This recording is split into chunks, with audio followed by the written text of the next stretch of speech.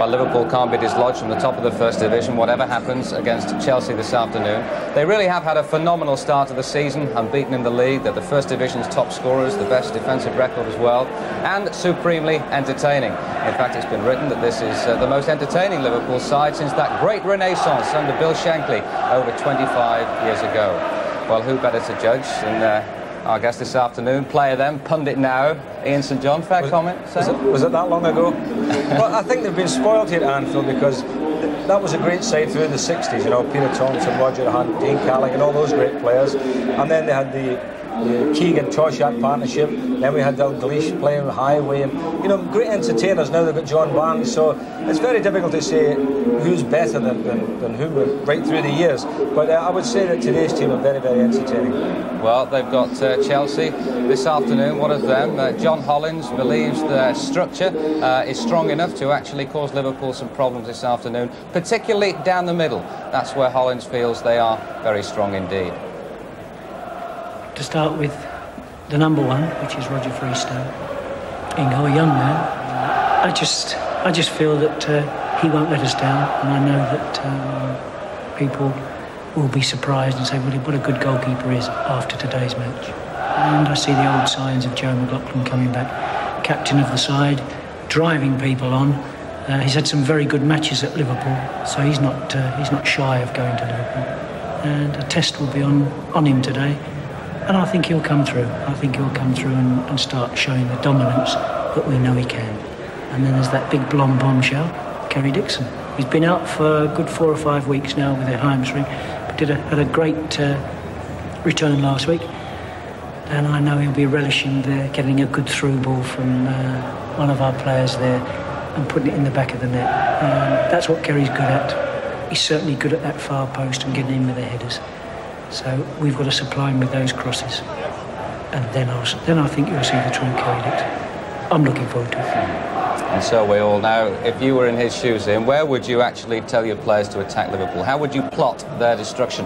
Well, having seen Everton here play against Liverpool in the League Cup and then in the league, and Manchester United playing them and hustling them, and I think that's the only way you can play Liverpool. I think you've got to hustle them around, make sure they don't get time to play, because if you give them time, they will murder you. Now, I look at Chelsea's midfield, and I don't think they've got the players to do that. Ian, we shall see what we shall see. Let's take a full check then on the two teams. Our commentary team today is Ron Atkinson and Martin Tyler. Thanks, Elton. Good afternoon, everyone. Yes, Liverpool have Bruce GROBBELAAR in goal, of course. Steve Nicol and Gary Gillespie pulled out of Scotland's midweek match in Luxembourg, but both are fit again today. In midfield, Ray Houghton is again preferred to Craig Johnston, who's a substitute, along with the former Chelsea man Nigel Spackman. Up front, Peter Beardsley, missing at Spurs last week with a knee injury. He's back alongside John Aldridge. Chelsea's goalkeeper, 19-year-old Roger Freestone. Right back Steve Clarke, an important defender, does play, though his fitness in doubt until this morning. The illness of Mick Hazard spared John Hollins a decision about a player who publicly criticised his manager last weekend. So Jerry Murphy retains that spot in midfield, and the attack embraces the intricacy of Pat Nevin and the direct thrust of Kerry Dixon and Gordon Jury. Well, George Courtney from Spennymoor on the list since 1973, on the international list for 10 years, a much-respected referee at a time when the relationship between officials and players is under such scrutiny. George incidentally admitting that in all that time he's never had an after-match drink with players. The system just doesn't encourage it, he says. But George Courtney, and I think many others in the game, believe that this lack of social contact is one reason behind the present lack of understanding. So Liverpool unbeaten in the league, but not invincible. Everton found their winning formula here in the Littlewoods Cup in October. Chelsea wearing blue like Everton. Can they follow the blueprint of Everton's design?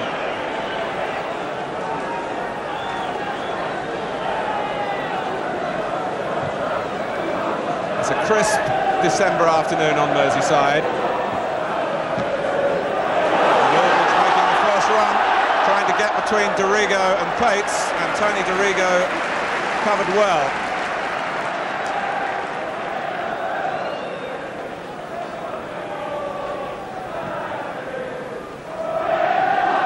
That came off Whelan. Here's Gary Gillespie, pressed by Jury. Mark Lawrenson starting at right back, with Steve Nicol on the left-hand side of the back four. Lawrenson, I think it's fair to say, a little happier now about his situation with Liverpool after some murmurings about wanting a move earlier in the season when he didn't have a regular place. Jury for Chelsea. Pat Nevin. Darren Wood going outside him. Here's Wood. It was Steve Nicol who did the blocking.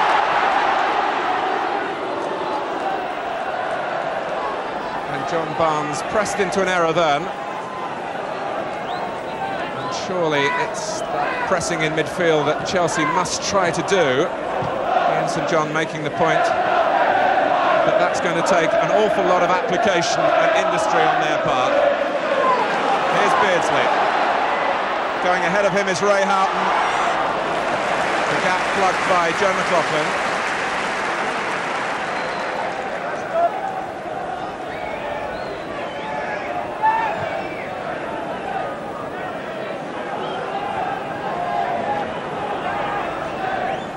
Houghton. Beardsley pulling wide. Pates has gone with him. Barnes trying to join Aldridge in the middle. Ron Atkinson alongside me. Ron, you brought Manchester United teams here in the past and got good results. Can Chelsea do that sort of thing, do you think? I think a lot depends on their attitude, Martin. If they're prepared to come here and have a go, they've half a chance. What has surprised me a little bit, I thought they might come here and defend a little bit in depth. Looking at them from the start, they look as if they're going to press up from the back, which means the Liverpool front players are going to get a lot of spacing behind the defenders.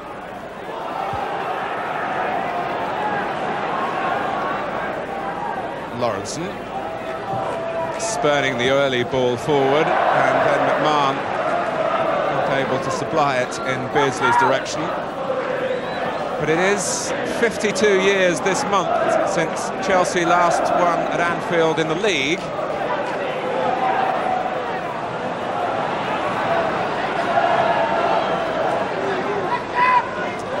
A game that had a 12 o'clock kick-off. No surprises at Northwich from the Vauxhall Conference, beaten by 3rd Division Blackpool 2-0.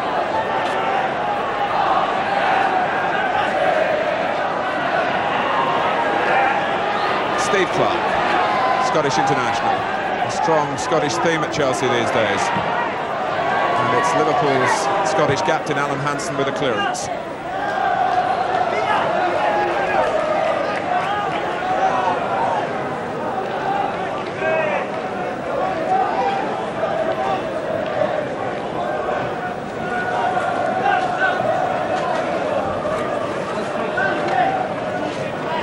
Steve Nicol was a very influential figure in this fixture last season, which Liverpool won 3-0. Nicol was a scorer and a creator of another goal in that game, but here's Nevin causing him a problem.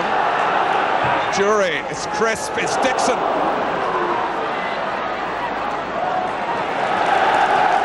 Chelsea have the corner.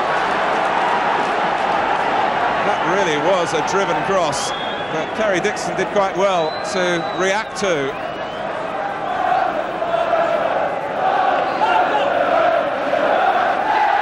Wilson to take the corner.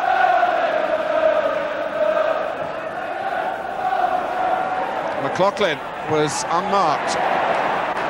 McMahon dealt with the header though. Murphy.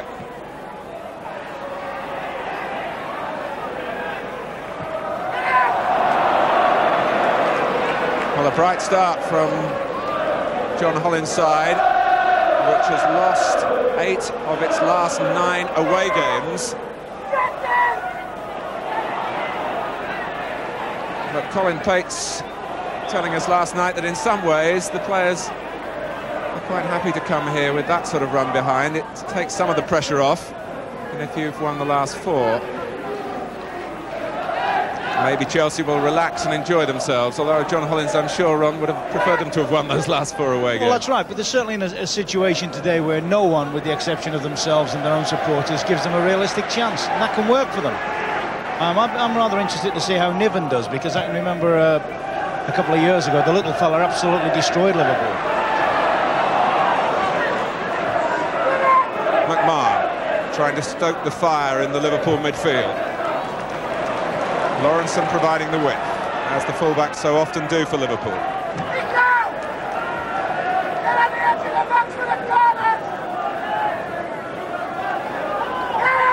Beardsley. Little looped pass from Houghton. Lawrenson using a long leg to good effect. Barnes with the header, and it was McLaughlin's error, and Chelsea survived.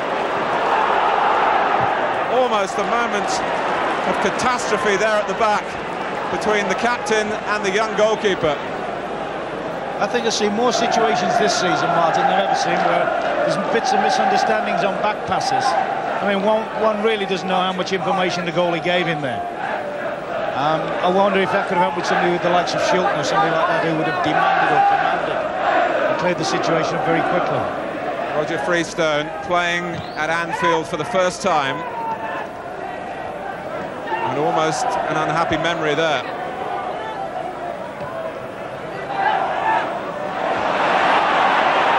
Barnes. Liverpool haven't really settled yet.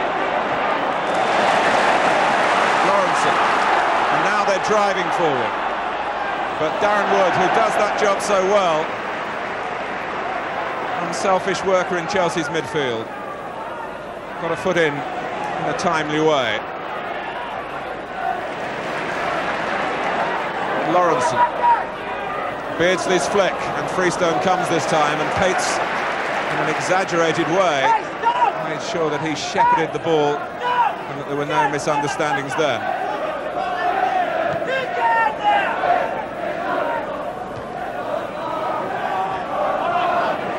Murphy. Clive Wilson naturally left-sided, signed from Manchester City, but he's got to scamper back now. As does Dorigo in pursuit of Houghton. That's a lovely pass for Lawrenson. 4 Liverpool players in the middle. And even the greatest can take their eye off the ball. It was particularly disappointing for Ray Houghton, who freed Mark Lawrenson on the right then.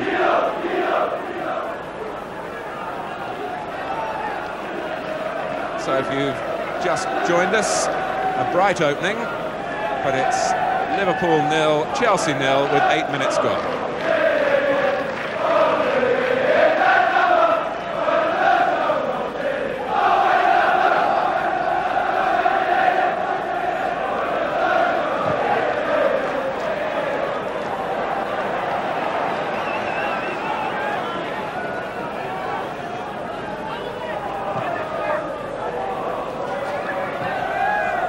Dixon is offside, but that certainly, Ron, will be in the Chelsea thinking, to try and catch Liverpool square at the back with the thrust of Dixon and Jury, direct runners both. That's right, both got good pace and both thrive on through balls. But they do, as you say, the Liverpool back four do tend to hold, and you have to be very careful when you make your runs. You know, it is the birthday then, 6/12/65, so Gordon Jury, 22 today.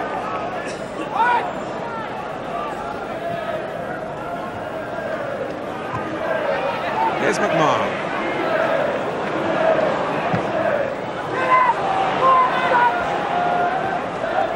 Murphy, only just back from a long period with injury. Nicol, a tremendous surge again from unexpected quarters really from Liverpool, although Steve Nicol got all those goals earlier in the season. Still ostensibly the left back.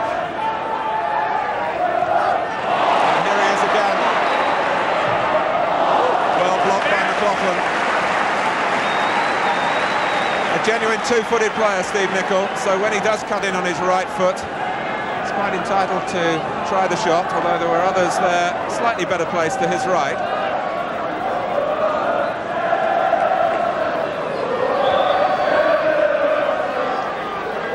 Gillespie and Lawrenson, both tall men in the middle. That was Lawrenson. Lovely turn by Gillespie. Freestone can only push it out, and it fell kindly for Chelsea and Jerry Murphy. Hansen trying to keep the pressure on.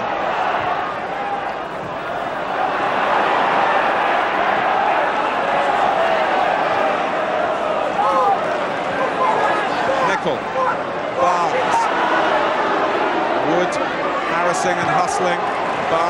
plastering the ball. Nevin trying to show a party piece of his own, and once again Liverpool's organisation at the back traps Jury after Nevin had released the ball into that space. Martin, I think young Freestone at the moment's got a touch of the Anfield jitters. I think Chelsea will probably be a lot happier when he's had a good feel of the ball. Needs to make it a good save or a good catch.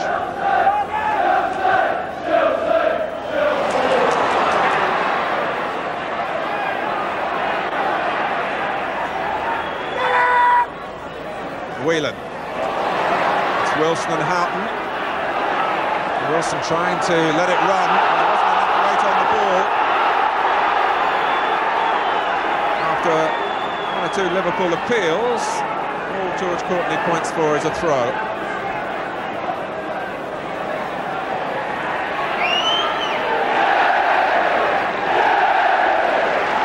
Liverpool starting to lay siege.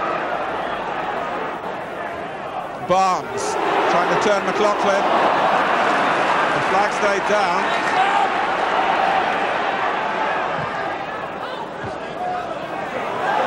Barnes. McMahon trying to take it on the burst. Barnes, who'd slipped for a moment.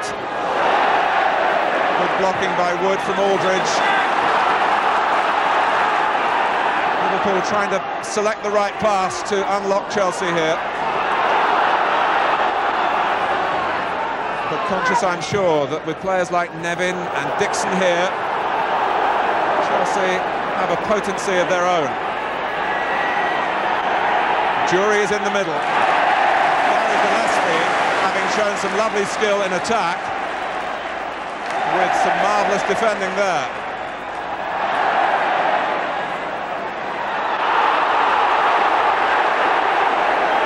But it's a Chelsea ball.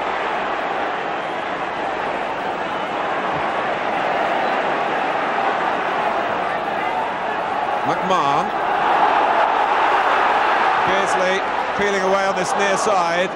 It was an ambitious pass, but it didn't find Peter Beardsley, who's settling in, slower than John Barnes. But Peter Beardsley's just moved into his new house in the Southport area, and I'm sure he'll feel happier and more comfortable with life.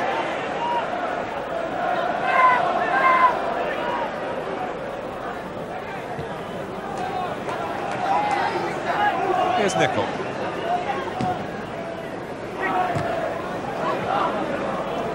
Barnes. Wood again doing the tackling. Beardsley losing out in the turn against McLaughlin. Dixon chasing that early ball again, doing it unfairly. Terry Dixon was out for 6 weeks with a hamstring strain and only came back last week against Wimbledon.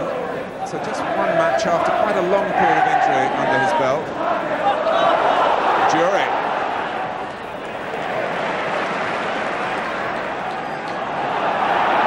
Houghton with that busy style. Beardsley is allowed to go on. Genuine opportunity here for Liverpool, and McLaughlin now yells at the linesman. I don't know what he's yelling for. Steve Clark played him on by miles. He stayed in there when the rest stepped up, and no question, no way in the world was Beardsley offside. Aldridge was poised, had that cross, got past McLaughlin. John Barnes with the Liverpool corner. The last touch was off Murphy, the number 8. Martin, I watched Barnsley taking corners last week against Tottenham. I get the feeling he genuinely believes he can curl one directly in from this side.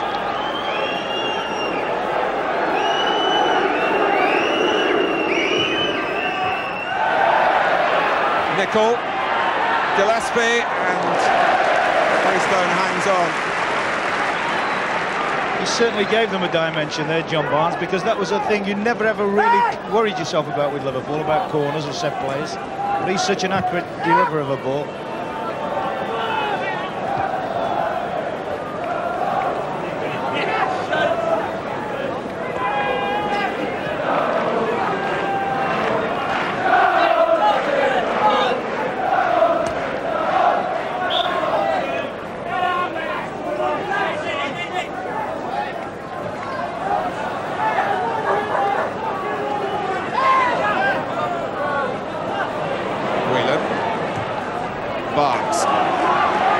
Beardsley making himself available beautifully. He got on the blind side of McLaughlin. Barnes. Chelsea were drawn towards the players in possession. They lost McMahon, who sent in that raking drive. Steve McMahon, a scorer in each of the last 2 Liverpool games. 5 in all this season. And there's going to be a slight stoppage here because we have a dog on the pitch. The animal lover is Steve Nicol.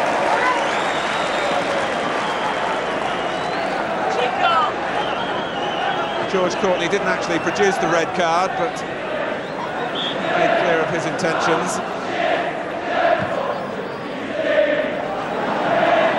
You just wonder how that ever happens at a league ground like Anfield.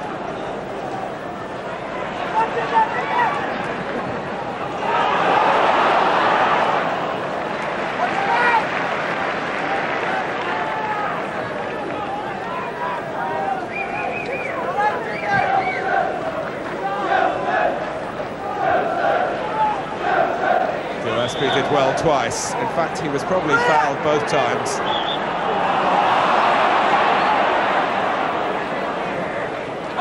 Murphy was the second culprit and came off worse. It's quite clearly a Liverpool free kick.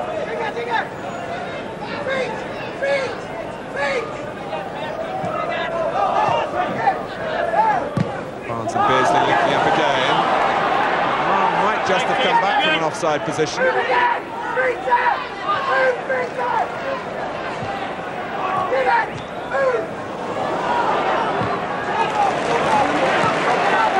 Nicol. Houghton.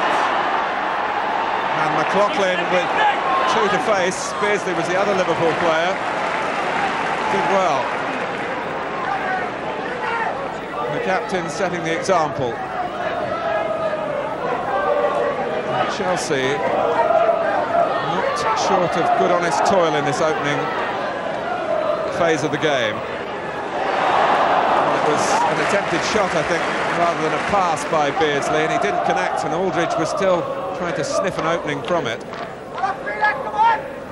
The problem Chelsea are having at the moment, Martin, is that Liverpool are putting some great runs through them from the middle of the field. I think all apart from Ronnie Whelan at the moment have made telling runs that have nearly produced something.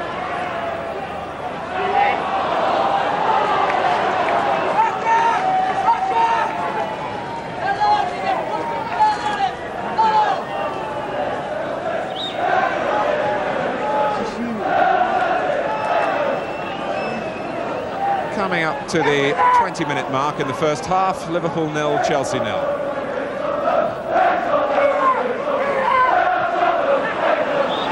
This time, and in fact, just as Ron was saying, Darren Wood had made a run back with the marauding midfield player for Liverpool. On that occasion it was Steve McMahon.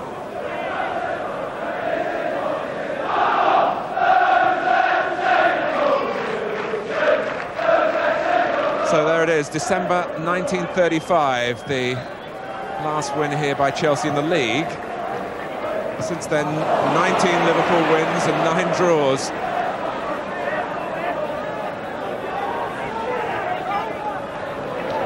Murphy. This is Dorigo, who's got a sense of adventure about his play.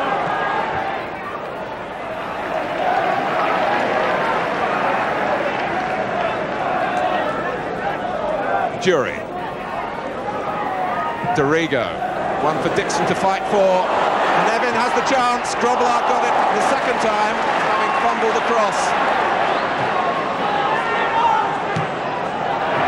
Few goalkeepers in the world come for more crosses than Bruce Grobbelaar. By his standards, he didn't have to go very far this time. And Kerry Dixon was the obstacle. Grobbelaar lost it. Nevin on target, but not past the combination of goalkeeper and defender. I wonder how much this injury of Bruce's has impaired his confidence a little bit. He was telling me before the game the problems he's had with it, and it is pretty horrific.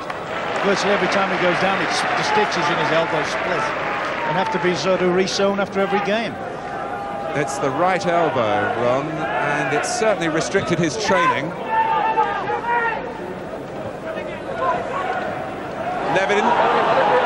again. Still Nevin and Lawrenson came in. George Courtney has pointed to the penalty spot. A penalty won for Chelsea by Pat Nevin.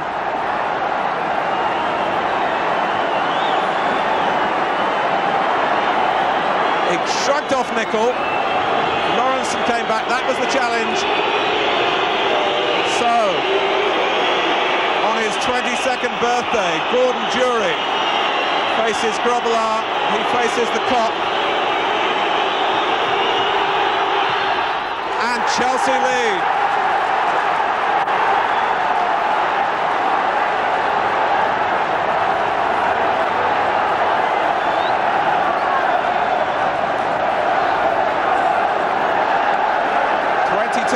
Appropriately for the 22-year-old.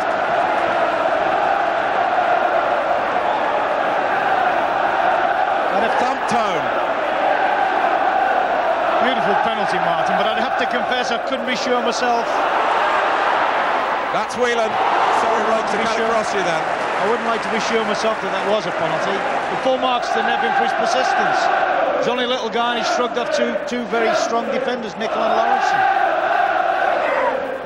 Yes, certainly, yes. Referee bang on. He's taking his back legs away there. Well, taking his legs away.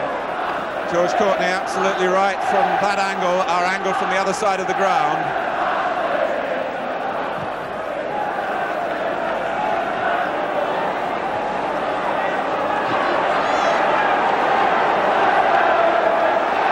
Jury. His 13th goal of the season. And it was only a couple of weeks ago, remember, that in front of a live television audience, his nerve rather failed him against Peter Shilton, so he's made of stern stuff, Gordon Jury, to come back and do that.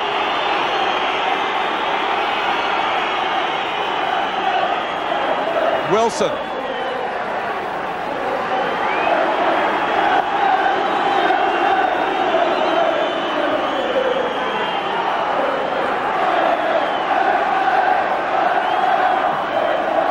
Murphy. Liverpool have lost their concentration. Darren Wood, and the deflection was fortunate for Grobbelaar.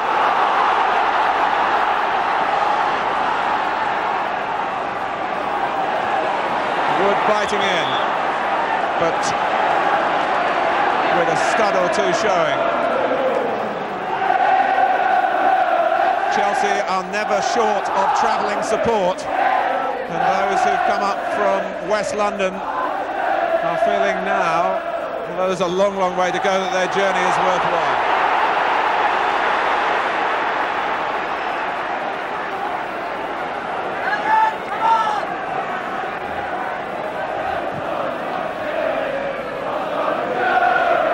Jury. Hansen has to take the safe way out, because Kerry Dixon was close behind him.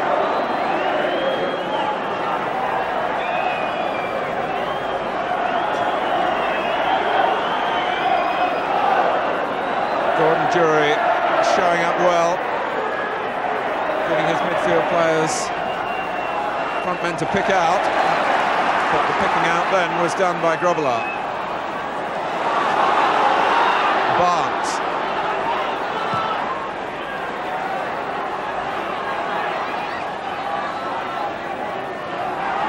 Chelsea, incidentally, only the second team in a league game to score at Anfield this season. Charlton were the others.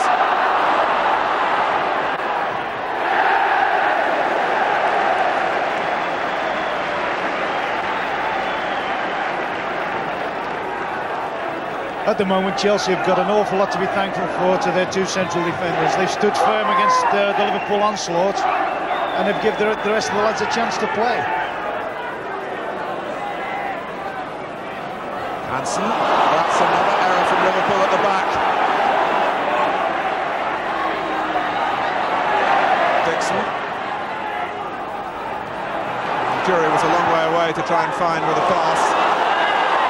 Freestone has come. He's got some sorting out to do here. And he's set a throw.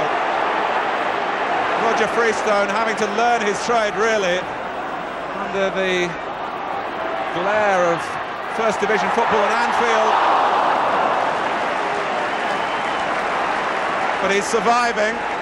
Aldridge went in at the near post. And Freestone had it covered that time. It's only his 10th First Division match.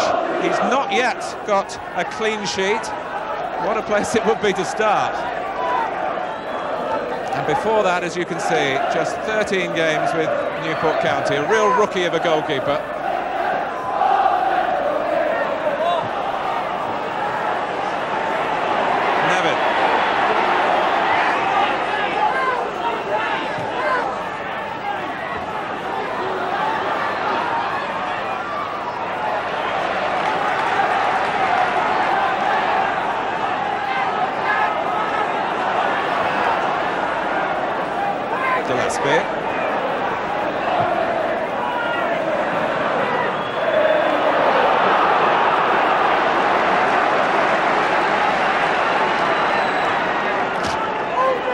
Here's Howe.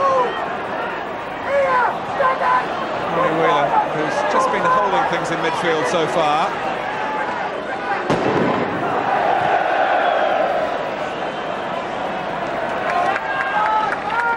Yeah, Liverpool certainly seem at this moment in time to have lost some composure. And, I mean, they had the game well under control until the goal, but the Chelsea lads have doubled their belief, and Liverpool have been a little bit shaken.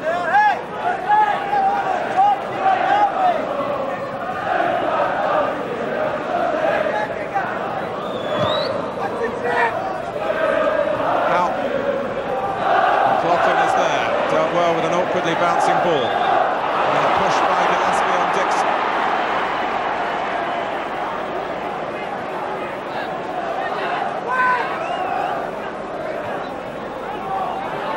Tony Dorigo, the England under-21 captain. Clive Wilson. Chelsea well served down that left-hand side, but you can't really make mistakes against Liverpool. Expect to get away with them throughout 90 minutes. Chelsea have ridden their luck. Wood, two to his right, one of whom is Clark, the other Jury, and the third Scot involved in this move, Pat Nevin. Broken up by Whelan. Houghton, they're looking Beardsley's way, and McMahon picked him up. Murphy bought Chelsea a little bit of time. He's still trying to close down Barnes. Nicol. And McMahon running around the back of them all.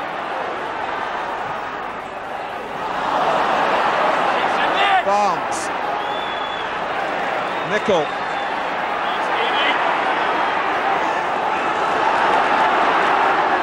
In from McMahon again.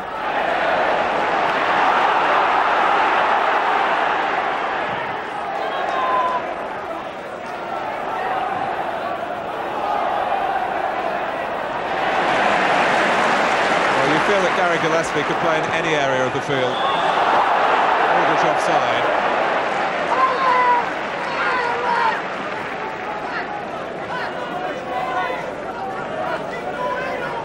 Well, you would probably bet against a scoreline like that, half an hour into the game. Chelsea leading with Gordon Jury's penalty.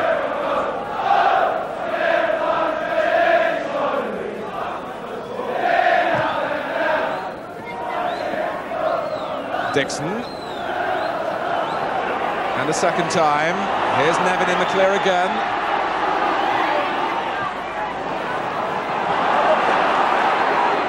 Clark, but he's caught out of position now. Except that there's no way that Liverpool can get forward quickly.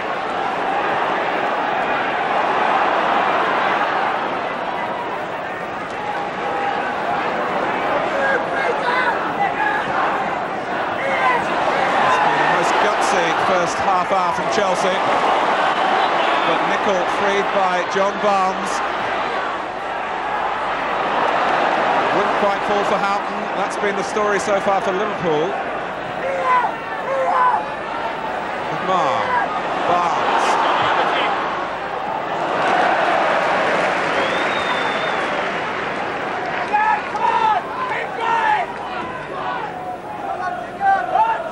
Yes, as you say, Martin, Liverpool have had a lot of good possession, some One more good position here for Aldridge. just about to say some super build-up play, and yet really haven't made a chance. That was arguably their best situation of the half. What I would think John Hollins is quite pleased with, apart from all his defensive strategies, is obviously there's a theory about the Liverpool central defenders. If you put the ball up on top of them, they have problems. Now, Dixon and Jury, to be fair to them, have won a fair percentage of the aerial battles. In fact, the penalty came from that, didn't it? A little touch on.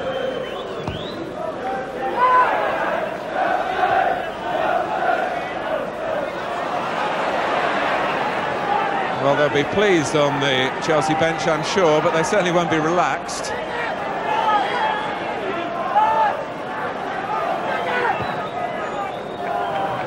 John Hollins watching from the stand in the first half. Beardsley. Wilson getting the run of the ball. But Liverpool, we know they can play. They're showing now that they can scrap as well, because they're being forced into that sort of battle by Chelsea's commitment.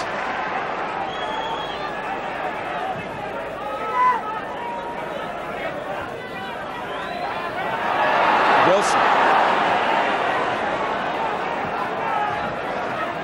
When you look back at Chelsea's other away games this season, in many of them that they've lost, they've had spells on top and not crowned those spells with a goal.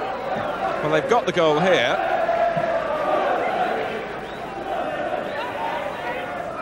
Maybe that's a prelude to better things. Barnes. That's a marvellous switch in the direction of play with Beardsley. Well, it was so close. Peter Beardsley put hands to head.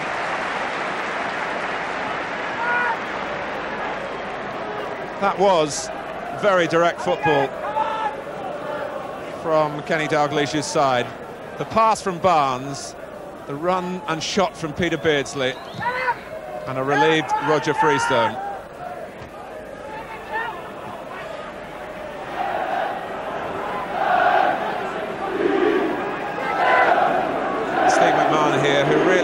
His England ambitions on his sleeve, but such a desire to force his way into Bobby Robson's full squad.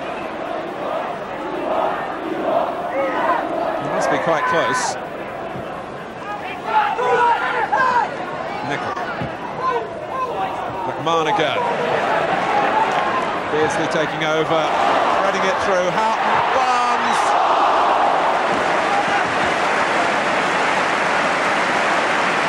The rhythm is coming wrong. Brilliant football, absolutely brilliant football. I think John Barnes will be very unhappy. He should have done a lot better than that. A player of his quality with a situation like that ought to really look now. He's really made a strike for one of his big benders, but really ought to have done better. Great setting up play from Liverpool. Liverpool still trail. It was quite splendid pass from Beardsley at the heart of that last move.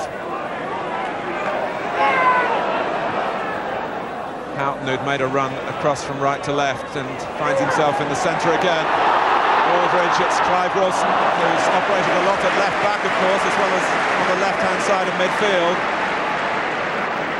And it possibly was his experience of those types of situations that got him there ahead of Dorigo to tidy things up for Chelsea there. Murphy.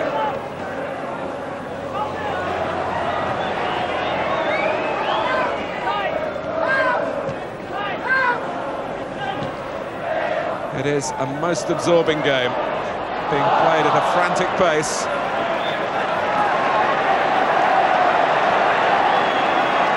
I think what Chelsea have proved, Martin, that if you work for it, you do get a good chance to play at Anfield. I mean, I would think most teams come here and are beaten before they start. But Chelsea are proving today that if you compete for everything, contest for everything, you'll get your own situations to play.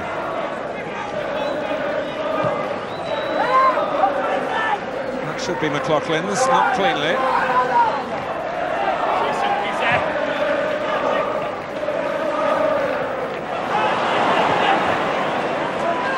life for the Chelsea players and the management, conducted very much in a goldfish bowl in the south of England particularly, where so often stories make the tabloid press for the wrong reasons, but everything's been right about their application here at Anfield.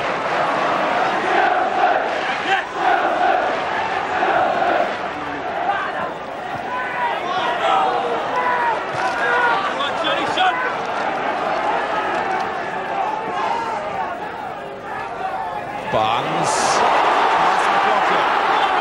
Houghton going to the near post.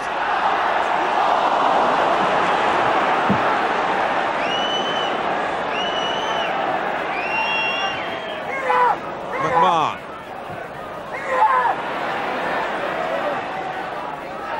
Liverpool not delivering the final ball with their usual composure. But what can Houghton do here? Dorigo prevents the corner.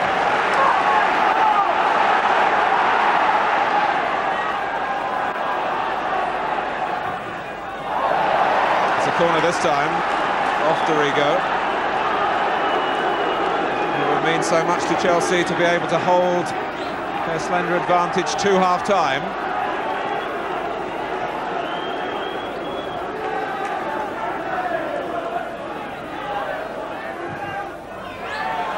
Gillespie, Clive Wilson off the line. Whelan! And that is the closest they've come. From Gary Gillespie. And Freestone, who didn't come for the original corner from Barnes, was beaten by the header, but Wilson, the last line of defence, but a safe one then for Chelsea. And that's a good catch. He'll feel a lot better for that, Roger Freestone, in terms of his confidence, even if there's an ache or two from the challenge. Yeah, look at the super ball in from Barnes, super good spring header, and that's the value of having a defender on the line. I'm a little bit interested why Chelsea only have one defender on one post. Often you see teams, watch this now, often you see teams without defenders on the post, and if Wilson hadn't been there, for instance, that's got to be a goal.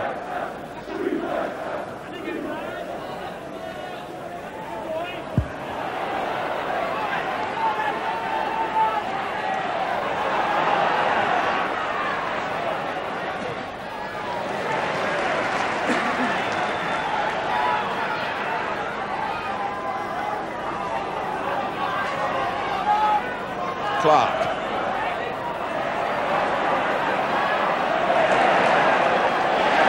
Here comes McMahon, holding off Wood, who was fouling him.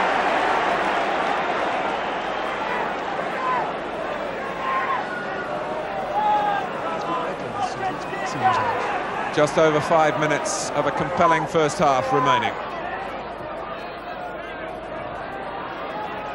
Houghton.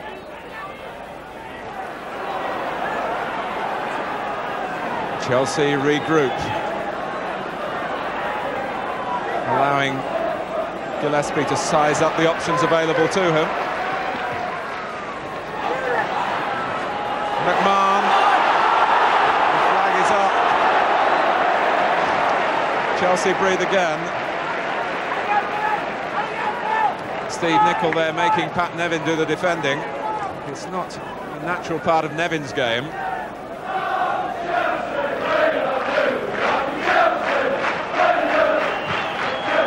He's what you might call an old-fashioned player, but very much a contemporary thinker about life, Pat Nevin.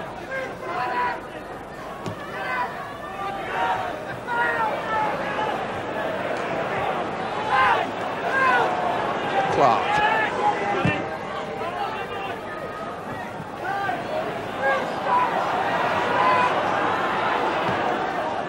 Beardsley.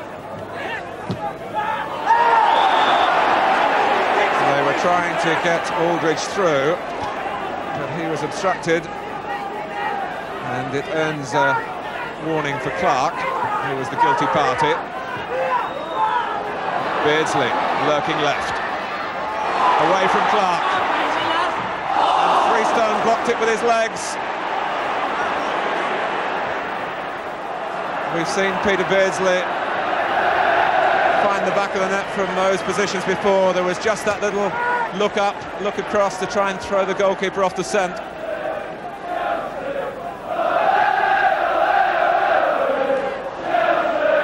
So many good things going on though, isn't there, at the moment? The pace of the game's fantastic. You get all the little midfield duels. You've just mentioned about Nevin and Nicol. And you always get the feeling if Chelsea can hit a few early balls over the top that Dixon and Jury on the break, for instance, are going to cause Liverpool problems. So at the moment, as you said, the game very absorbing. Terrific prospect second half, I would think. Lawrenson with the free kick. Chelsea trying to hang on till half-time. Gillespie, Aldridge. The whistle had gone before that, although Freestone wasn't aware of it. There are some Liverpool frowns out there.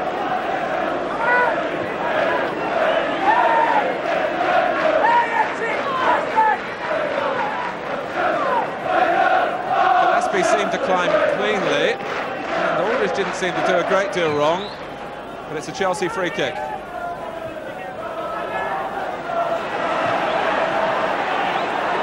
Wilson. Space for Gordon Jury. Dixon's in the middle. Nevin's joining him.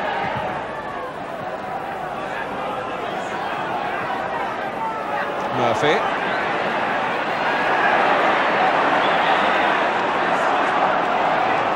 Hard to hear the whistle in the hubbub, but it's a Chelsea free kick.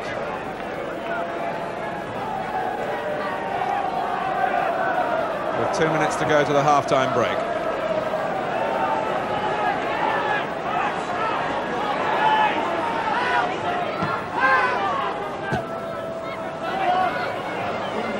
It's an awkward bounce for Steve Nicol.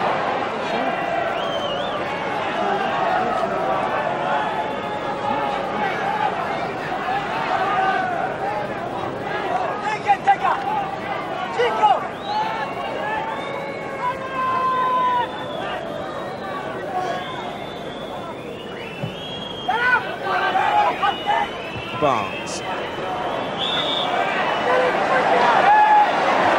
foul was by McLaughlin on Aldridge.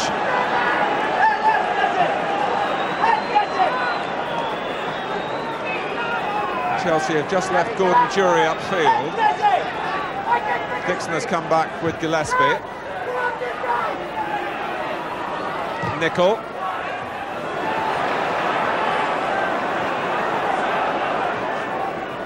McMahon, splendid turn, and I think he hoped that the goalkeeper might be coming out quickly to narrow the angle and that the chip might have been on for him.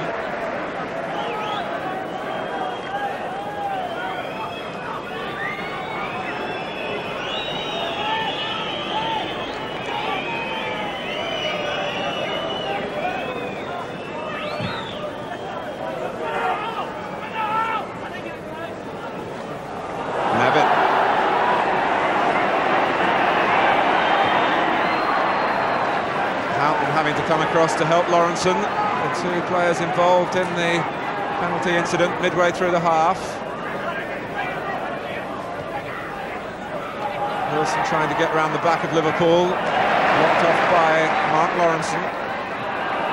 McMahon.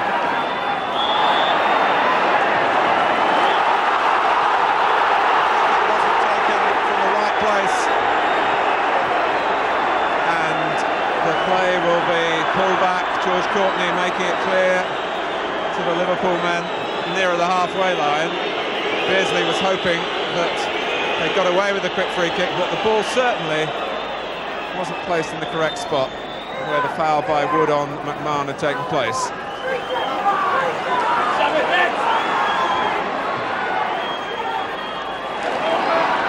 Nicol. Roars of relief, I would think, from the Chelsea fans behind the goal. I'm sure they've been looking at their watches, just as George Courtney has a look at his. There you saw Chelsea's commitment again, Martin. Dixon right back, doubling up on Nevin to stop Nicol coming through.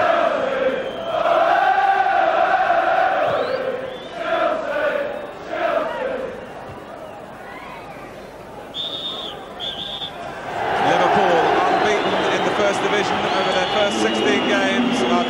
half-time to Chelsea. Pat Nevin winning the penalty, brought down by Mark Lawrenson.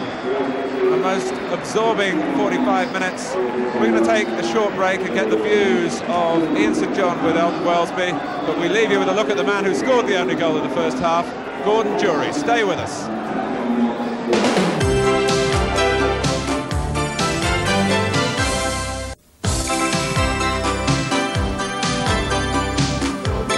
Well, a really excellent first half here at Anfield with Chelsea leading Liverpool by 1-0. You've got to say entirely against the run of play. And the first thing we should do, Ian, for anyone who came in a little bit late and missed the penalty incident, is clear it up once and for all. I don't think there was much doubt, was there? Well, I don't think so. I mean, Mark Lawrenson, I thought at the time, tackled with the wrong foot. I mean, you can see it from here. Nevin got away from him. Mark went in with his right foot, possibly rather than his left there. Maybe thinking that Bruce Grobbelaar wasn't going to get to it, and I think the referee had no option on that to give a penalty. And Gordon Jury in the 22nd minute on his 22nd birthday. His 22nd goal of the game. But they have played, I think, Chelsea better than I expected, and I must say they're defending well. You know, with Wilson and Nevin both tucking round in midfield, making it hard for Liverpool to get through. But having said that, you know, Liverpool have had a lot of chances. It's been marvellous entertainment. Oh, it's been a great game, and you know, you've got to say all credit to Chelsea. You know, because they haven't submitted, they haven't come here and said we're going to lie down to this. They've come and they've battled their way and they've tried to get forward. You know, when they've got the ball, which has not been too often, but you know, I think they've defended well as well. I don't want to be too unkind on the young lad, but Roger Freestone, the Chelsea goalkeeper, I think Ron Atkinson coined the phrase early on, a case of the Anfield jitters. Well, you know, okay, he's an experience, and it is a big game for him, and he made one or two decisions like there. I didn't think he should have come for that. I always say about goalkeepers out in that position, if a defender is challenging a forward, let the goalkeeper just say, wait for the outcome. But I mean, had Liverpool nicked the ball there, you know, he's gone. He's out in the edge of the box. And he has made one or two useful little saves. The more the game's going on, he's getting more and more confident. You know, because Liverpool really aren't testing him to any great extent other than hitting balls straight at him. Now, at the other end, Bruce Grobbelaar has had virtually nothing to do, but he was responsible almost for the goal by an incident about a minute beforehand. Well, Ron Atkinson had made a point. He said he was talking to Bruce, and he'd said that, you know, he's still feeling his injury, you know, an old injury to his elbow. And I was a little bit worried about that because against Manchester United he dropped a couple like that, coming into the ruck and dropping them. Well, I can put the record straight on that, Ian, that he's not training at the moment, not doing any goalkeeping training because of this injury. He had a pin removed from his elbow, and quite honestly, it gives him a lot of pain, you know, and it is affecting him. I know that, but he's going to get all the headlines. Well, I think if I was John Hollands, I would say let's put a few balls in there, big Kerry Dixon on the challenge, and you know, Bruce, you might drop another one. But Liverpool as well have been terribly unlucky. They haven't made the most of some of the positions they've got, but they have been unlucky too. Well, they have, but you know, they've been getting into some marvellous positions, as you say. You know, the great. I mean, Barnes, I think, has been playing some lovely balls, hasn't he? You know, and Beardsley's been buzzing around. Houghton's been buzzing without really, you know, clear-cut bang, you know, knocking them in. I think they're getting into great positions, and the final ball has been very disappointing. Yes, Barnes did get one particularly good ball into Gillespie, and you'd have thought that they might have scored there, but once again they were just unfortunate. Well, you know, you could say that Chelsea are probably getting one or two little breaks, but a good header there, and Wilson doing his job. I mean, as Ron said, that's what he's here for, on the line and hacked it away. I think if you were on the Kop, which is the other end from that incident, you may have thought it was going over the line. But you know, well done Chelsea, they're battling and hanging on there. Indeed, it really is a fascinating situation too, with Liverpool of course unbeaten in the league so far and trailing in the first half by 1-0. Let's see what happens in the second half after this break.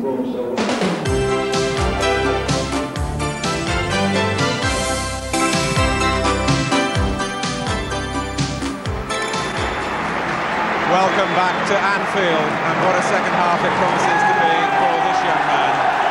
19-year-old Roger Freestone keeps goal for the first time in his life in front of the Kop. In a situation where Chelsea are battling here to hang on to a shock one-goal lead. Roger was telling me before the game he had visited Anfield before today to have a look round. Newport County were playing a League Cup tie at Everton, and he came here as a tourist. Well, now he's out there, very much a central figure. Bruce Grobbelaar beaten once by Gordon Jury's well-struck penalty.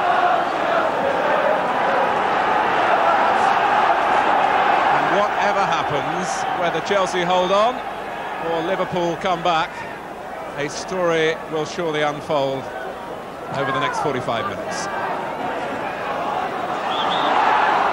Pushed by Aldridge. How do you see it going, Ron? Martin, I've just been asked at half-time if I'd like to make a prediction.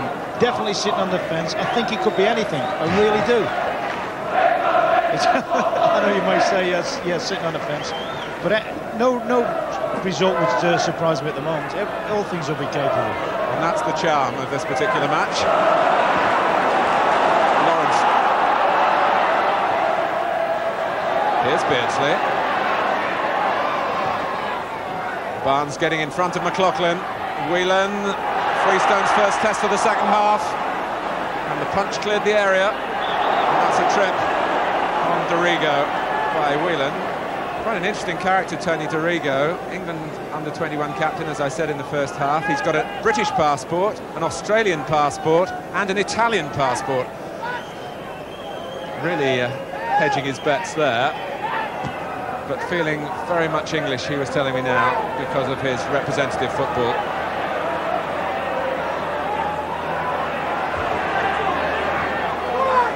No sign of Liverpool's Australian, Craig Johnston, being called into the action yet. He and Nigel Spackman, the two substitutes for Kenny Dalglish, if required. Hansen. Here's Steve Nicol.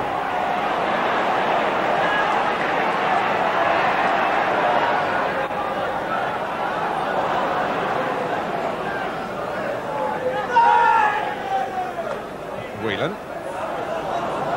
Cut out by Dorigo, who's tracked Ray Houghton in field. Murphy and Wood quite happy to play it around, and that was very close to being a superb ball by Jerry Murphy.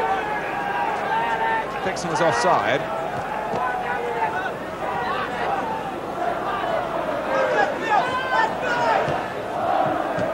Whelan.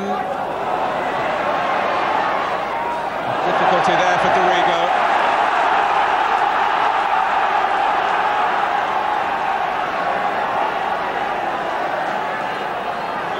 Beardsley plays it short this time to Barnes.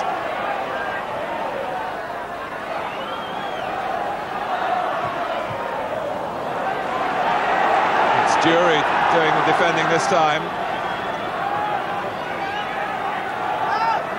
Opportunity perhaps for John Barnes to curve in another of these swerving corners from the Liverpool right. Freestone in the firing line.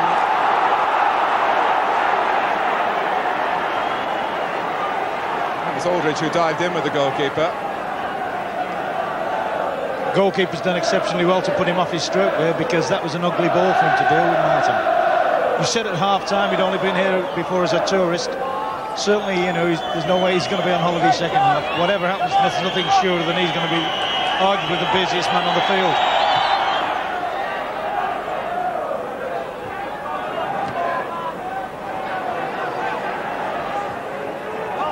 How?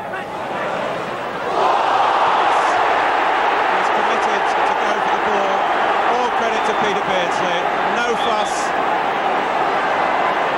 didn't try to get a fellow professional into trouble. Very good to see, and quite in keeping with the decency of Beardsley's character. Liverpool have their free kick, proper punishment. Nicol, Gillespie, and it's Clark. Across the line, although Freestone didn't believe that it had. And it would be foolish for Chelsea to start losing some tempers here.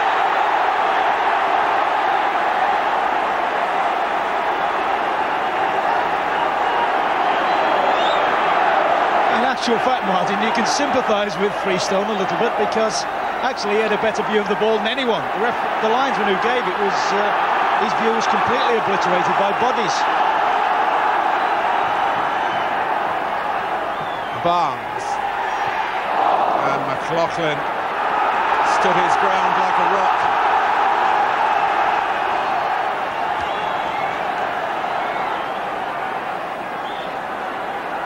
Liverpool's 9th corner of the game.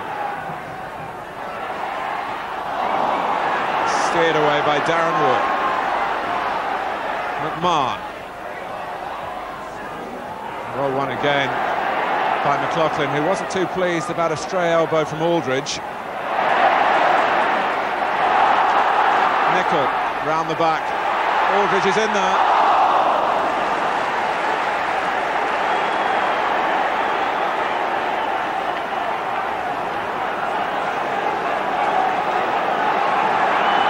This bit of play here shows something about the quality about Aldridge's play. You know, it's possibly one area where he might even be better than Russia, you know, Martin.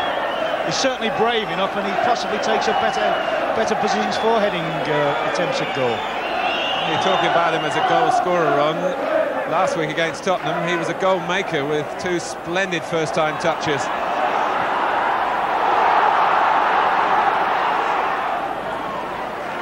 Plenty of communication there between McLaughlin and Freestone. Yes, yeah, 2 great. You're right in what you're saying there. He set the two situations up brilliantly, didn't he?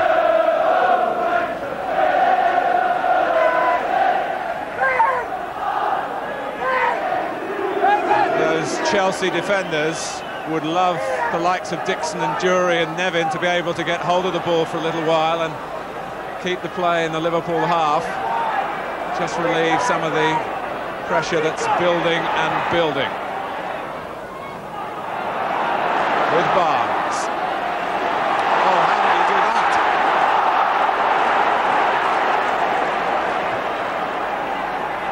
McMahon, stopped by Murphy. That'll be Freestones. Chelsea trying to find a way out.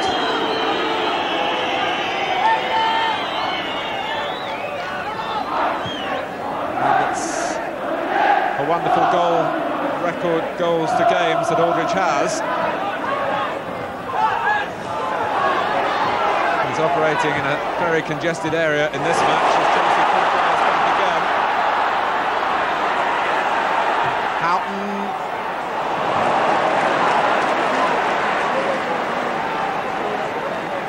Roger Freestone's got a lot of advice over the last few days from Eddie Nijveski, the injured first-choice goalkeeper, who's travelled with the team. Marvellous character. Very much wanted in the dressing room by the other players, even though he's on crutches at the moment.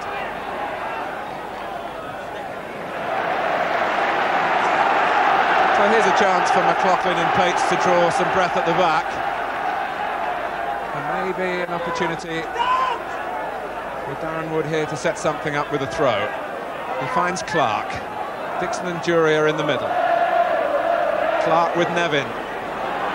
Some interplay there that didn't quite work for Chelsea. And maybe Liverpool will get extra space to break into with Beardsley. 3 in red to his left. And it's the man in yellow who has the ball.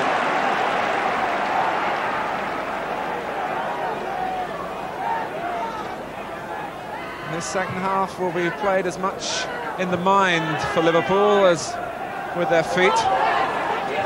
They mustn't lose their patience.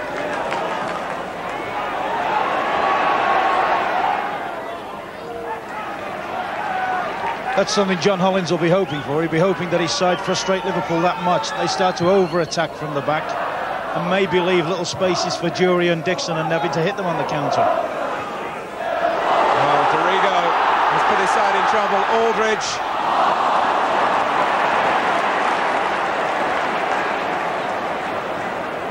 I said in the first half, Martin, that to me seems to be the modern curse of defenders today. The number of people I say at all levels that play useless back passes or needless back passes. And now it's McMahon's turn. Over-enthusiastic, really, the description for Dixon's challenge. Hansen.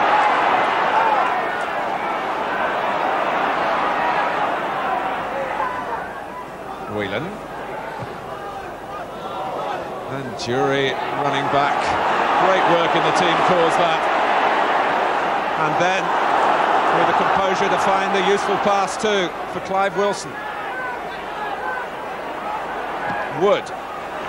Jury had pulled out to make room to operate in again. Dorigo. Dixon's gone towards the near post, and that should be Grobbelaars against little Pat Nevin.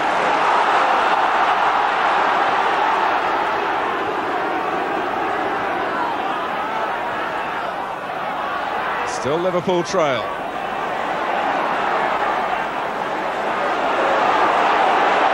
Run going on, but going square. Lawrenson. Oh, they've left Whelan.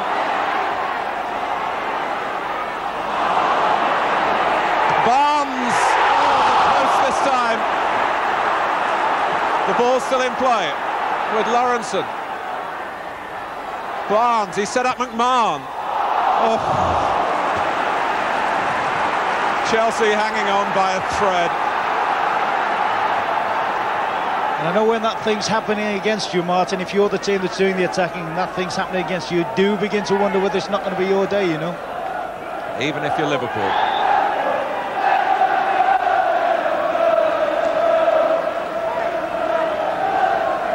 You think of John Barnes as a left-footed player, but we've all seen him do that before with his right foot. That incident in the first half run where he came into the one first time, was looking for a bender then on the right side. Well, that one bent, but not quite enough for him. Houghton taking the outside route against Dorigo. Well, you'd be hard-pushed to keep account of the excellent defensive headers from Joe McLaughlin. Whelan, often the man for the big occasion for Liverpool. Barnes, more wandering roll now. Freestone committed, and so too was McLaughlin. Chelsea wearing a desperate look at times at the back now. Will they crack?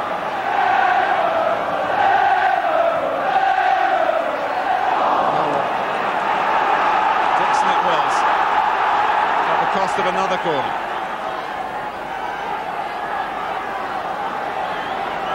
Barnes gets the corners in with such pace.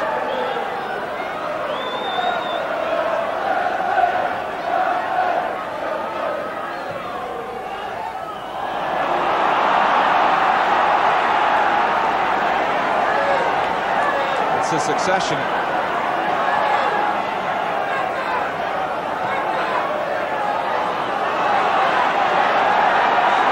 Goal area is absolutely jam-packed.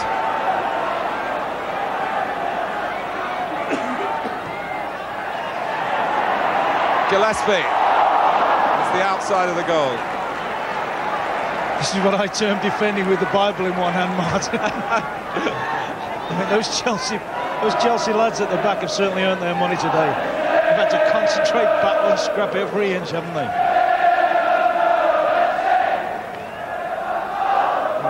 The facts and figures so far: 17 Liverpool shots to just 5 from Chelsea. 12 corners to 1, but the one statistic that's not on there is the goals, which is 0-1.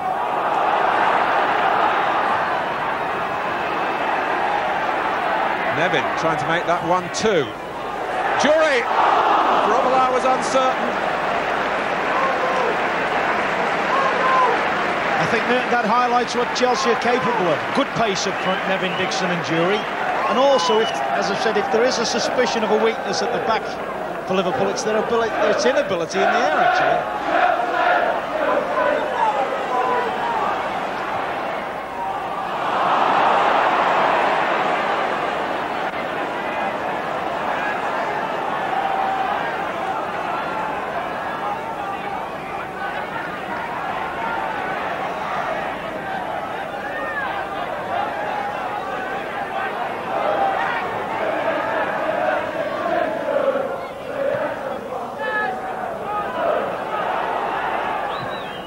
from Hansen.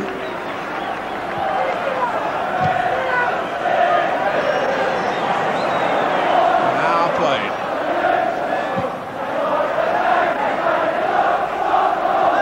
And here's Mark Lawrenson for Liverpool.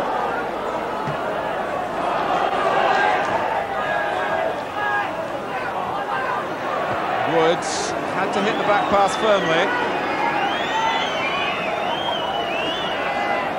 John Aldridge again was loitering with intent.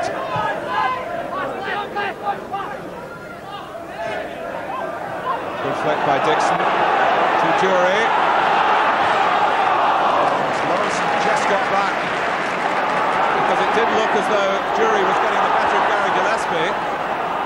Barnes then caught by Nevin on the far side.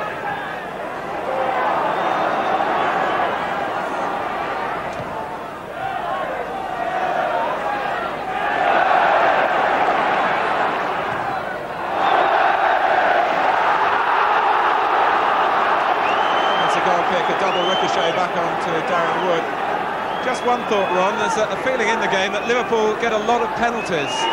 In fact, they've had 7 this season, and now Chelsea have had 7 as well, and surely it's to do with the type of players that you have in the side. You can see Jury and Nevin winning penalties. That's right. So to get penalties, you've got to be in the other team's penalty box, haven't you? And you've got to be attacking defenders most of the way. I see Newcastle are getting a few now with Mirandinha playing.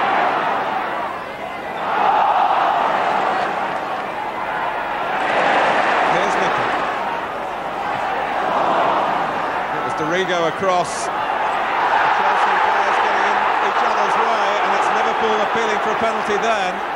Houghton, the disappointed player who went down, really got caught up with Joe McLaughlin, and George Courtney had to rule, of course, about intent.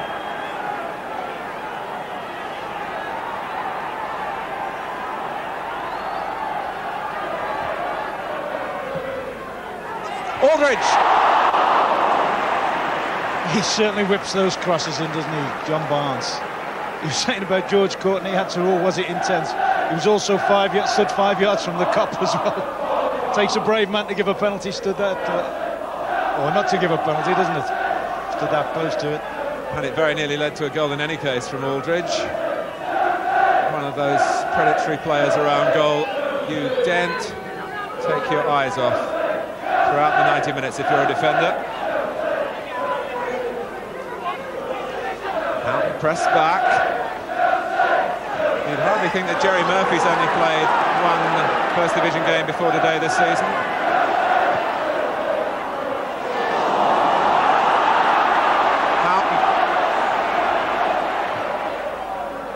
Houghton and Aldridge, of course, with an understanding born at Oxford.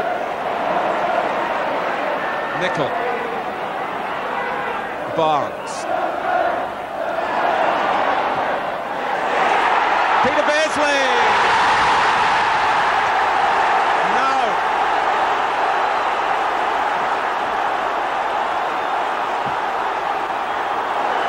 An infringement in the middle here. Was it a push by Houghton before the ball reached Beardsley? I think it was. And would you believe it, Ron, even when they get the ball in the net, it doesn't count. Well, as I said earlier, Martin, it makes you wonder whether it's your day or not.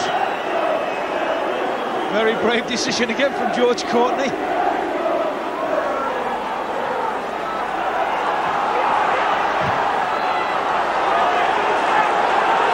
hesitation.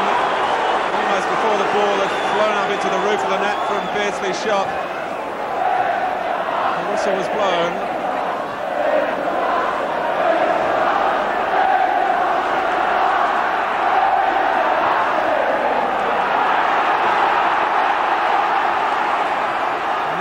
Who caused the problems that time.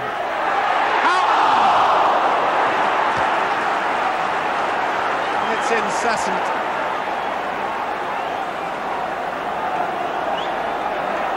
Nicol virtually a left winger now. Houghton coming in purposefully. Already picked up a couple of goals for Liverpool in his 5 previous appearances. Martin, I saw Liverpool play Coventry earlier in the season, beat them 4, and everybody said they were sensational. I would say on today, I've been far more impressed with him today than I was on that particular day. Somebody said it's a funny old game, isn't it?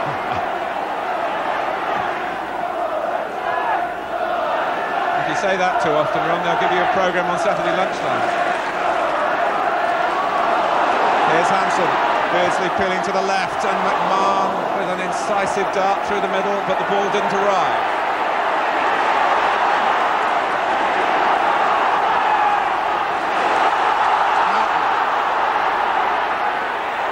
Barnes.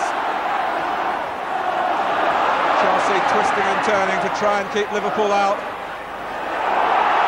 McLaughlin.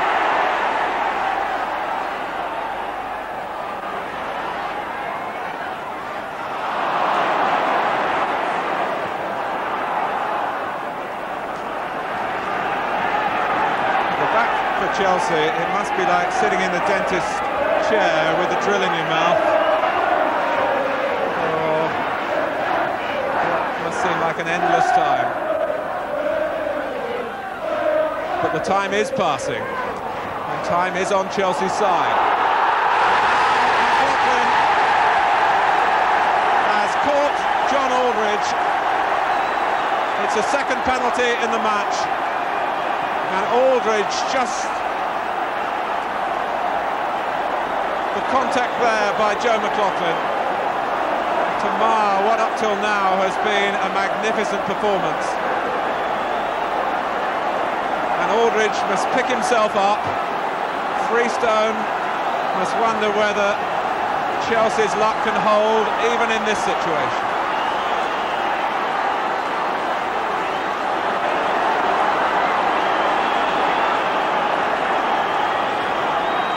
John Aldridge.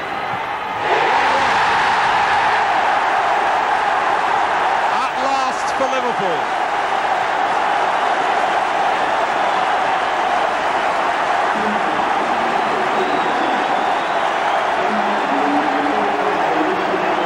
Goalkeeper sent the wrong way. Expertly taken. The First Division's leading scorer moves on now to 15 goals for this season. And Liverpool are back in business. 31,211, most of whom will be expecting now the home side to roar on to turn that deficit through the first half into ultimate victory.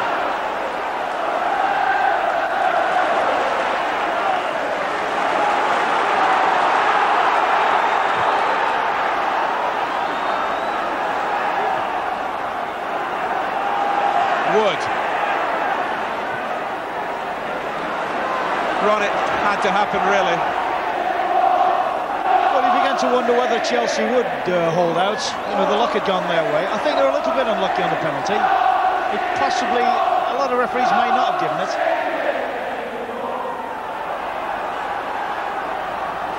Lawrenson. Houghton. Aldridge again. Scrambled away by Pates. And here's Wood with players left and right. Jury to the left was offside. Ron, let's have a look at that penalty incident again. Yes, certainly McLaughlin's made contact with him, but I'm not so sure that Aldridge didn't run across his body.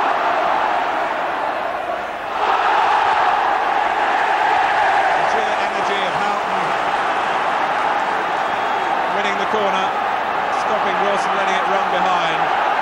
The Kop are baying for a second goal.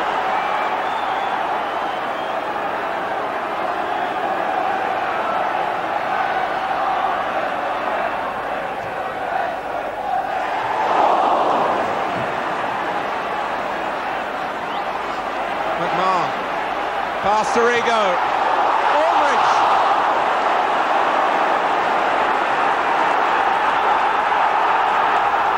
Talk about one-touch finishing when the ball comes to you quickly. Aldridge just, in the end, was in a no-touch situation when any sort of contact would surely have put Liverpool into the lead.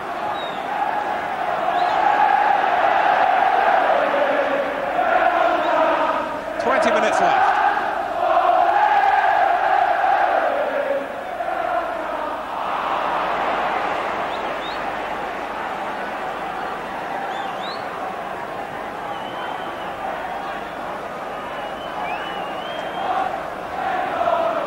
A lot of talk on Merseyside about Liverpool's unbeaten record, but there's the wise old head of Bob Paisley still around Anfield, and he reminds these players that back in the 49-50 season, Liverpool in fact went 19 league games unbeaten at the start and ended up finishing 8th in the First Division. And I can tell you that Bob Paisley trots that fact out from time to time when he sees any indication of overconfidence around the place. Hansen, Nichols run. Clean piece of defending by McLaughlin.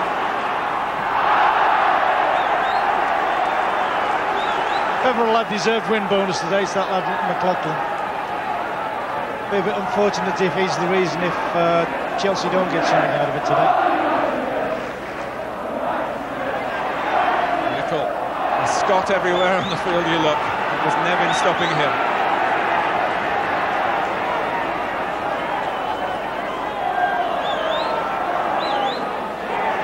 Beardsley lost McLaughlin at the throw. Dorigo was there. A rare touch for Dixon in the second half.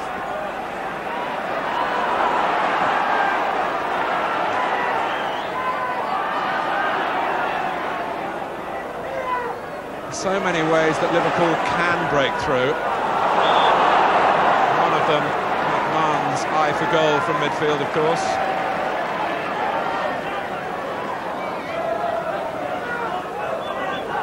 Yes, I should think this is the stage of the game where the Chelsea lads at the back are looking to Dixon and Jury, particularly Dixon, to say, all right, if the ball up to you is not perfect, try and make something on the bad balls.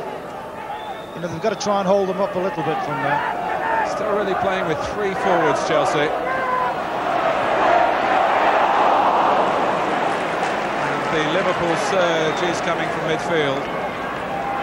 Calm down, says Dorigo to Freestone. He could really be saying that to any of his teammates. Jury. Darren Wood is well forward. Touch from Dixon.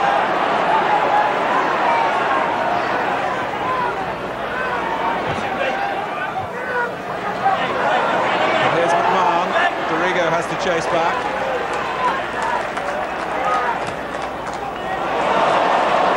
It's threaded through for Barnes. Nevin having a problem beating the referee. Beat them all until McMahon came in late. There's a touch of the hot temper about Steve McMahon. Partly it makes him a good player because he's such a good competitor. At times it just does curb his progress. But this would be bad news for Chelsea if in the fall, that is a pretty hard surface for this time of year, might have damaged the shoulder there.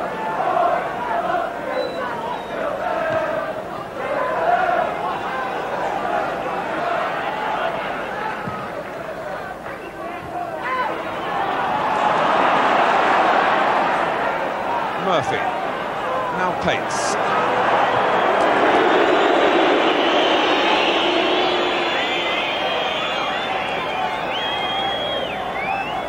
Yes, somehow or other, Chelsea have got to try and take the heat out of Liverpool's rush. They've got to try and put passes in if they can. I know it's not easy the way Liverpool are closing and hustling in midfield.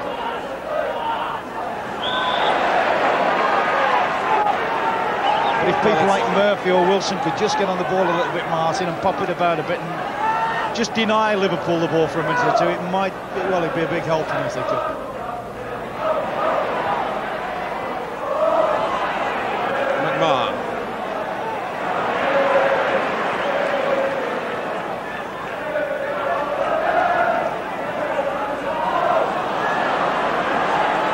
Everyone with Liverpool so comfortable on the ball, but even Hansen trying to use the back pass, and Grobbelaar has literally thrown possession away. Dixon.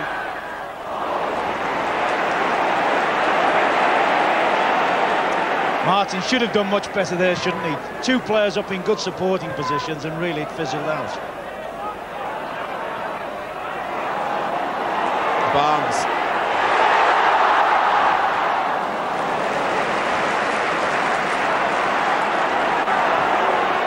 Much better distribution on that occasion by Freestone than we saw from Grobbelaar at the other end.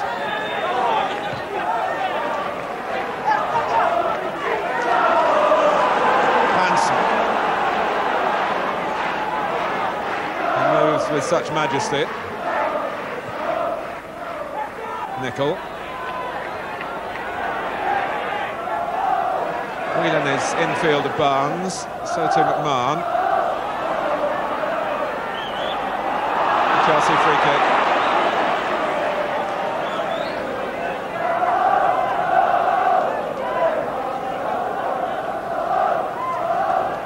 "14 minutes remaining. Chelsea hanging on. A draw would reflect great credit on them. It's a long last 14 minutes at Anfield, though, when Liverpool are chasing the game.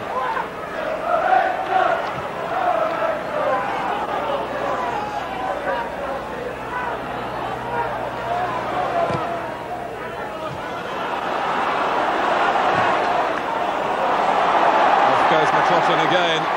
Try and be the barrier between Beardsley and the goal.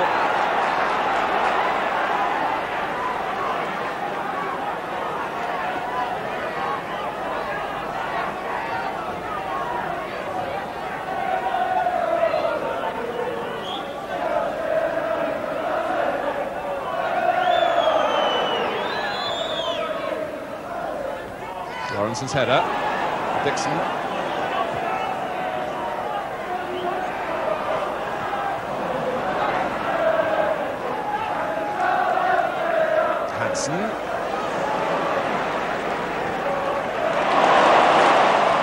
That was a pass that had the crowd beginning to roar with anticipation, but it was cut out before it reached Nicol. It's a Liverpool throw to the displeasure of Pat Nevin.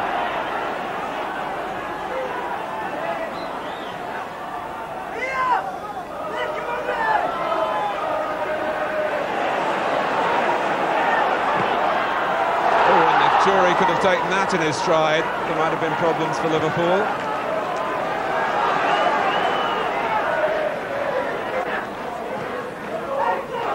The only team to get a point here this season, Norwich City, in a goalless draw.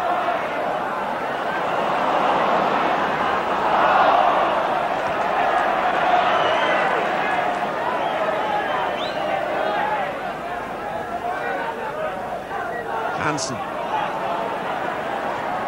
Everyone but Grobbelaar in the Chelsea half. And the numbers back work for Chelsea.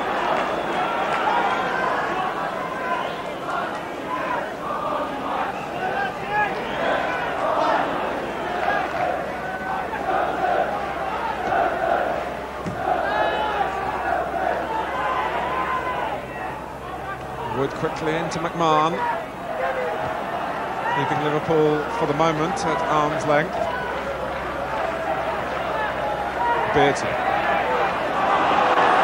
McMahon is way ahead of the ball again for Liverpool, but had to turn back to avoid being offside. Beardsley. But here's Nevin. He's got a long way to go.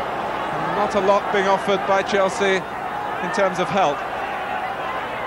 Murphy's got a cross now, and here's Wood. Dorigo. Dixon in a position where he can face the goal and shoot at goal. It was an enterprising effort. That's what goal scorers do, Martin. They shoot when they've really no right to.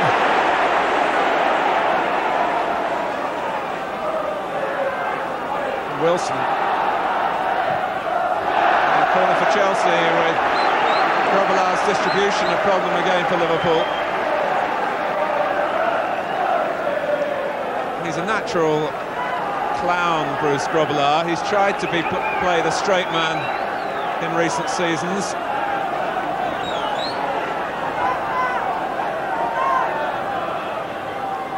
Corner played short by Clive Wilson to Pat Nevin. And that sold Darren Wood very short.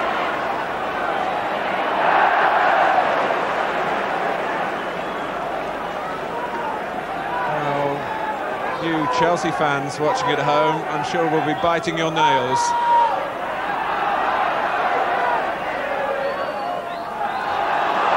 That's going to be a Liverpool free kick for an illegal turn by Nevin.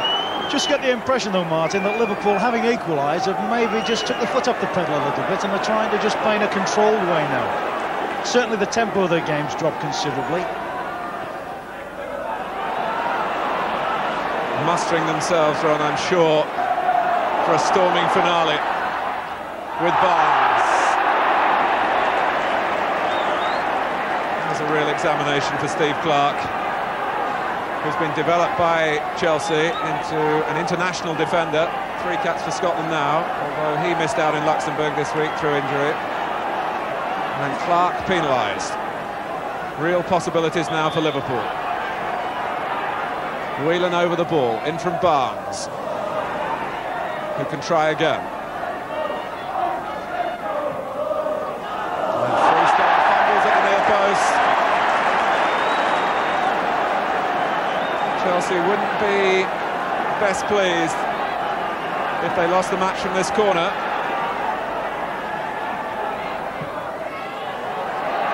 But how about that for redeeming yourself?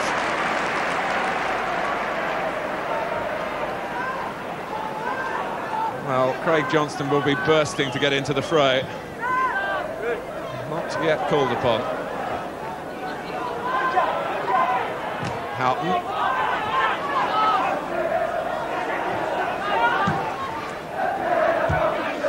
Gillespie.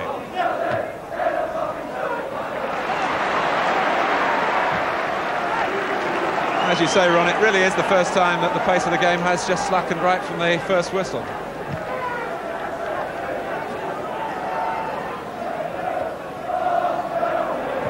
Murphy playing it into the space. Hansen had to be sure. There was a poor back pass from the Liverpool captain at West Ham earlier this season that cost Liverpool 2 points. A rare black mark on his record.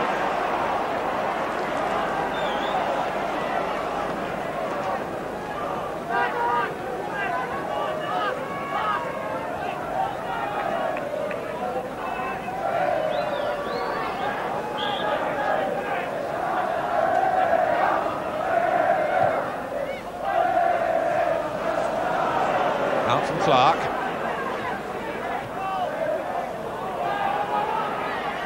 Beardsley trying to scoop the ball round, as he's done with such telling effect for England on a couple of occasions.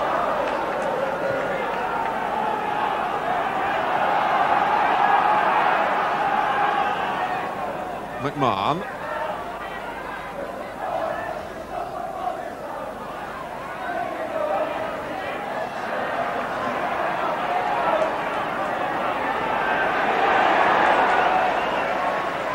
Here's Whelan.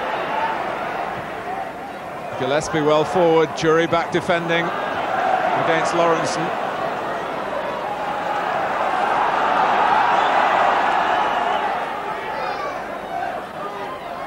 Houghton. He's got a good angle for the cross here. Aldridge!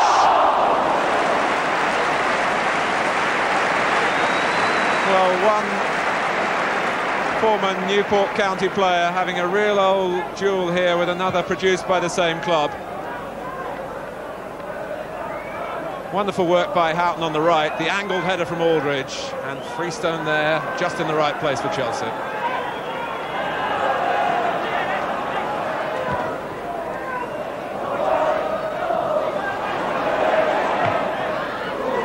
No time for niceties at the back. How often have Liverpool won the game? They're right at the last. Houghton trying to do just that. Colin Pates was the Chelsea defender involved in front of his own goalkeeper. Blocked into Houghton then, shoulder to shoulder on. Yes, I think he might just have got the benefit of the doubt because the ball had run onto the goalkeeper there. But a very dangerous thing to do, especially when the referee's already given 2 penalties. Yes, George Courtney's on a hat-trick.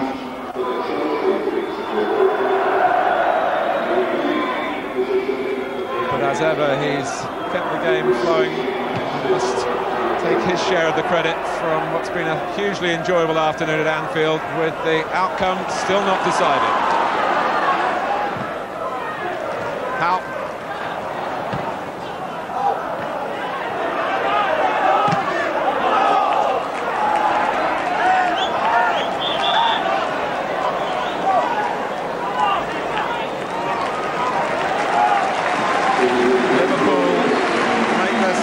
Their first one, and it's Aldridge who's coming off for Craig Johnston. Whether that's tactical or that Aldridge is carrying a slight injury will presumably be revealed after the event.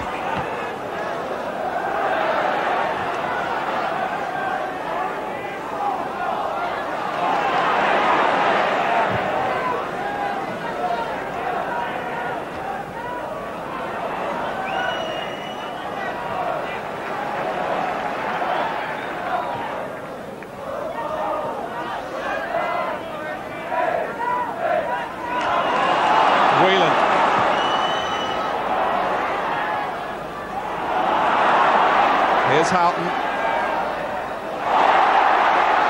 Ray Houghton has set up the goal for Steve McMahon. And Liverpool have come late again.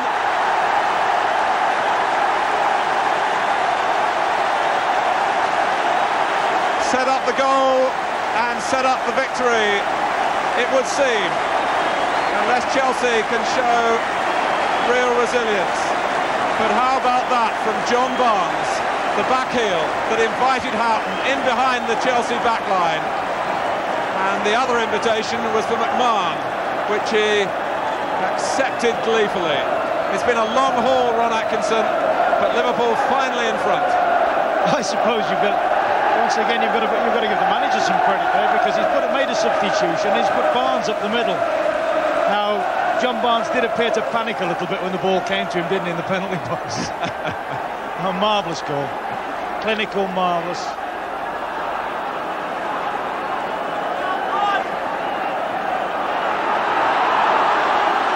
Quality in the end will shine through. In many ways, your heart goes out to Chelsea, who could not really have given more.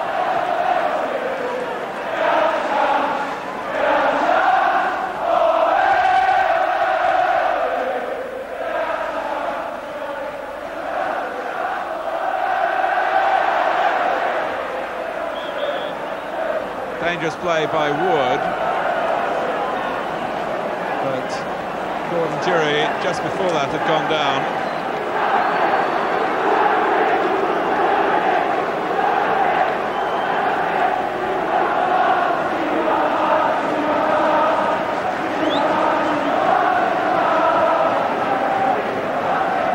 John Barnes finally imposed the moment of artistry on this game. Houghton did splendidly as well. And Ron, there's been a bit of criticism about Liverpool from various quarters about buying so many players, but Kenny Dalglish has said, well, we've got the money, surely we're better spending it and putting our assets out there on the pitch for the supporters rather than paying it in tax and keeping it in a bank account. Well, that's right. I think if you listen to the cop chanting at the moment, I don't think they're bothered where the money's gone. They've seen a superb game, they've seen a superb team display, and they've just seen what could possibly be a great winning goal.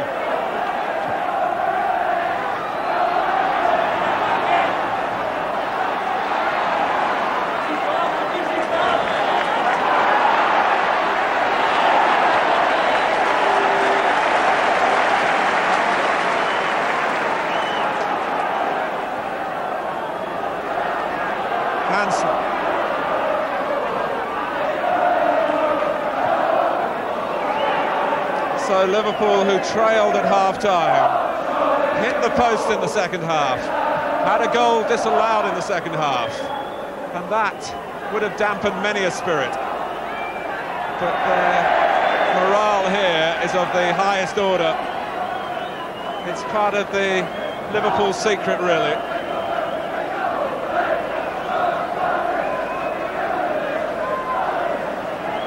You just felt, haven't you, just prior to the goals coming, that Chelsea were just possibly beginning to wilt a little bit. Maybe one or two legs had gone tired, or the minds had gone tired.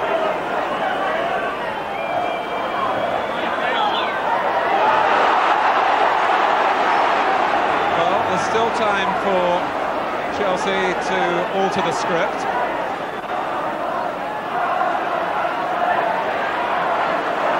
Pates. Dorigo. Here's Wilson.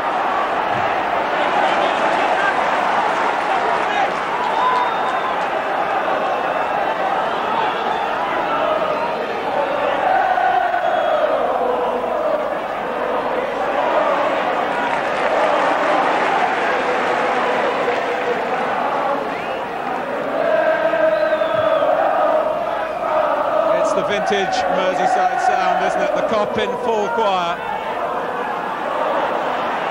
Nevin. McMahon there again. Steve McMahon really started with Everton, went on to Aston Villa, but has found his maturity at Anfield. Liverpool's 13th league win of the season from McMahon's goal 3 minutes from time. Certainly not a lucky victory, a hard-fought victory with a dramatic twist at the last. John Barnes with a marvellous touch to help set up the winning goal, with Ray Houghton, his sidekick, as well. Chelsea did so well for so long. But Liverpool win 2-1. We'll be talking to Ian St John after a short break. Come back to us after that.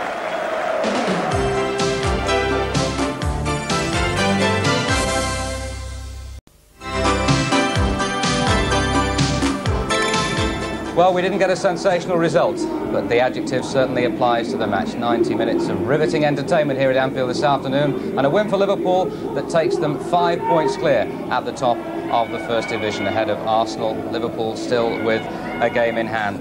We in St John thoroughly enjoyed that, didn't we? And how many times down the years have you seen Liverpool snatch victory in just the dying minutes? Well, it has been Liverpool, isn't it? You know, and especially when they're attacking the Kop end, pressure piles on, and I think at the end of the day they obviously deserved the victory because they had so much of the ball and played some marvellous football. I thought they were outstanding today.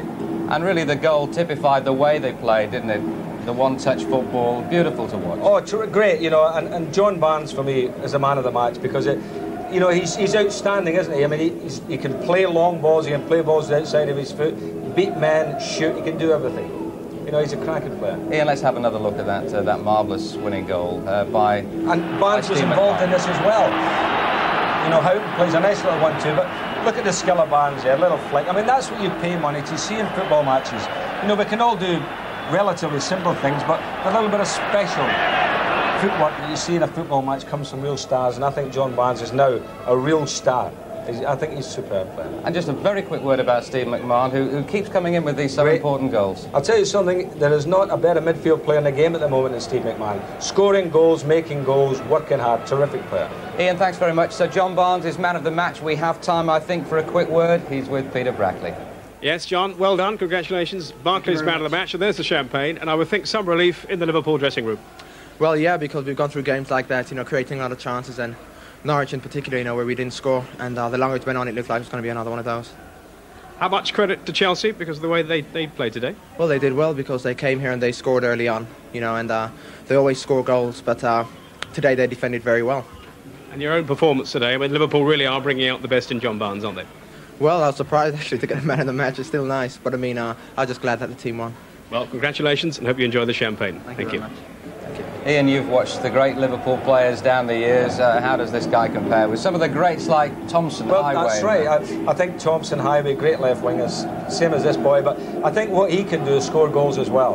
And, you know, and he's got a long range of passing, he's 2 feet, can beat people. As I said, he can do everything, you know. And I mean, he's very modest too, isn't he? I mean, he's surprised at winning the champagne there, but... Maybe that wrapped Kenny Dalglish rubbing off on him a little bit. Well, I mean, that is a Liverpool trait, you know, not to get big-headed, and I think he's a very modest boy. Ian, thanks very much indeed. It's been a great entertainment for all of us here and for all of you at home, I'm sure, this afternoon. There's more sport on ITV later tonight with the Fosters World Doubles from Northampton. That's snooker, of course, and the next big match live is in 2 weeks. From Anfield, bye-bye.